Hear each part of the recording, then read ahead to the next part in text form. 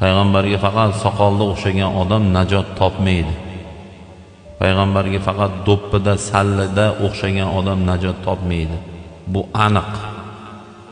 Bu masalani xohlagan domlangizdan so'rang. Jog'da soqol, og'izda g'iybat bo'lsa, u foyda bermaydi.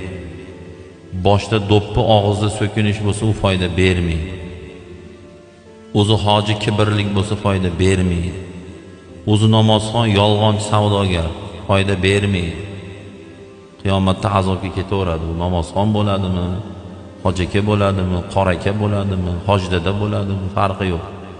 Kibr qilmasin, yolg'on gapirmasin, aldamasin, to'g'ri yursin, halol yursin, chaqimchilik qilmasin, birovni dilini og'ritmasin, laqab qo'ymasin, birovning ustidan kulmasin va hokazo va hokazo. Dinning go'zalligi shu bilan. Dinning go'zalligi do'ppi soqol bilan emas.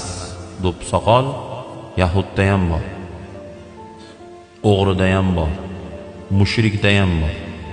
Ularda ham bosh kiyimi bor, ularda ham soqoli bor. Lekin bizni ulardan farqimiz, biz islom dini, islamun degani yaxshilik dini degani. Dinul islam o'zbekchasiga bu yaxshilik dini degani. Bu degani dinul islomda, islom dinini qabul qilgan odam yaxshi odam bo'lishi kerak. Yomon odam bo'ldimi, endi uni musulmon deyilmaydi. Endi uni fosiq deyiladi. Fosiq degani yomon odam degani.